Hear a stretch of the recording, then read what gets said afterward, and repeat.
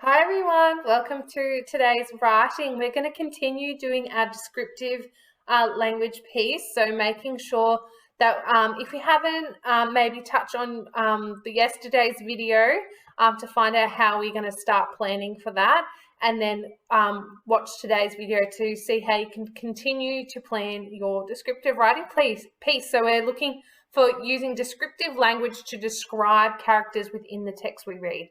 So it's up to you to choose a character that you would like to describe, and we're going to break down, the characteristics and his behavior or their behaviors and their qualities today. So planning out our writing so we're able to edit and revise and use descriptive language to describe different elements of a character. So the key things we're going to be looking at today is behaviors, and we're going to be looking at qualities as well. So first off, when you are looking at the behaviors and qualities of a character, you need to think about how the character acts and any character's personality traits that you have picked up on when you read further about this character. Think about it when you're thinking about the behaviors of a character. How do they act in the story that you've taken them from? What do they do and how do they treat others? So thinking about those kind of things and adding adverbs and those adjectives to behaviors of your character. So when we're looking at qualities, we're looking more at the personality traits of a character. Are they a good character? Are they a bad character? What do they like doing? So have a look at the personality traits to understand your character better and be able to describe them in detail. So when you're describing your characters, behaviors and their qualities, so their personality traits, you can definitely use more figurative language to help you better describe your character. So thinking about using personification, metaphors and similes as well when you're describing your characters. We'll do a little example of what I'm looking for, and I'll walk you through how we're going to set out our plan for the next two paragraphs. Just make sure you've got something to write with, because this is a bit of handwriting. If you're not sure on you didn't do yesterday's writing activity, no problems. Just watch yesterday's video and catch up, because on Friday we'll have a bit of a editing and revising lesson where we can, perfect our plans a little bit better and add anything in and use our editing skills to look back on what we did and add any more descriptive language in there. So what we're going to do now is go through writing together and see how we need to set out our plan. Alrighty guys, so I'll just do our little bit of handwriting that we'll need to do for the rest of our plan today. So we need to include our behaviors and qualities. So I'm going to do a little bit of a heading just so I know that I'm describing now the behaviors of the character that I've chosen. So when you're writing this, you need to think about, how the character acts in the story and what do they do? How do they treat others?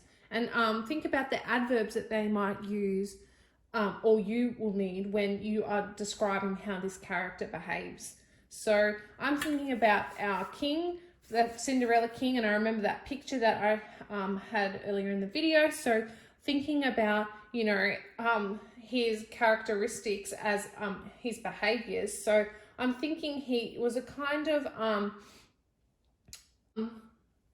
wildly, he had that, thin, long white hair. So I could talk about how his behavior was wildly. So I might write,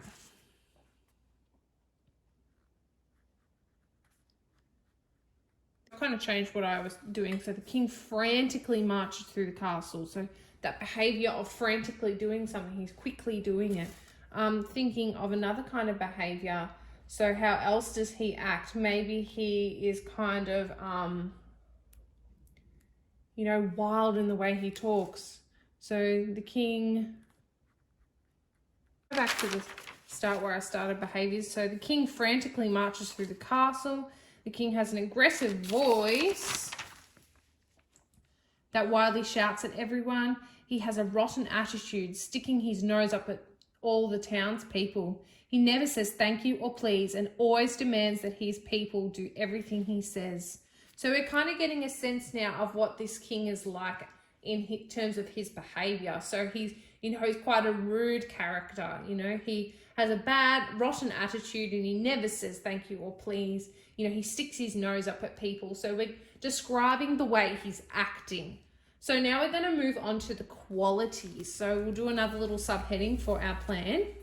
When we're talking about qualities, we're kind of describing the personality of the character. So thinking about, are they a good character? Are they a bad character? You know, what are they like doing? So have a look to see if there's some different personality traits that you can think of that could describe this character as well. So I'm thinking of, so I'll just dot point some of them out here when I'm planning. So he's a grumpy kind of king. And we don't want just like nice, bad, good. You know, think about some of those, you know, more describing words that kind of tell us about his personality. I might say he's ungrateful. If we're thinking about his behavior and how he was acting, when I was describing him up at the top here, he's ungrateful, he's demanding.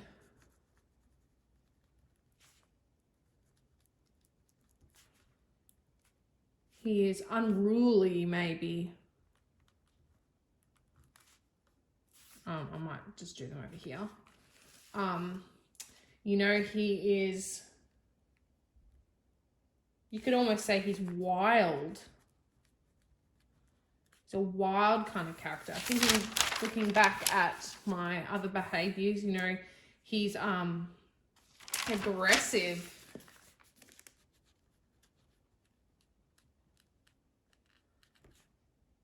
You know, unjust even. And maybe one more, he's unkind. Okay, so think about how you could describe your character. By reading the qualities of the character that I've got here, you know, grumpy, ungrateful, demanding, unruly, wild, aggressive, unjust, and unkind. So I could probably think of some, you know, better words here. So when I go back to editing my plan a little bit later, I might, you know, think about using some different words there, you know, get my thesaurus out and see if I can find some better describing words for his qualities.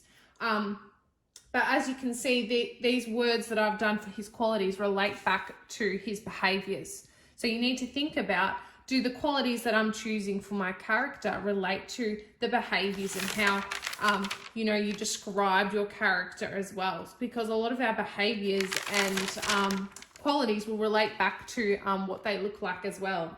So thinking about that kind of thing when you are, you know, choosing your qualities and any behavior traits that you can see within your character. So have a think about using, those words that I've put on the slide as well to help you, you know, target the kind of behaviors and personalities your different characters have, and think about how you can describe their behaviors, you know. So I've talked about how he frantically marches through the castle. So, you know, he's kind of a rushed person and he's very aggressive voice. So, you know, he's not kind the way he talks to people, and he has a rotten attitude. So, you know, he's not encouraging. So thinking about that when I am doing my qualities. I hope that helps you with your writing today. Remember to upload your progress so far so we can help you out in any way that we can. Don't stress too much if you're not finished, you know, those yesterday's lesson and today.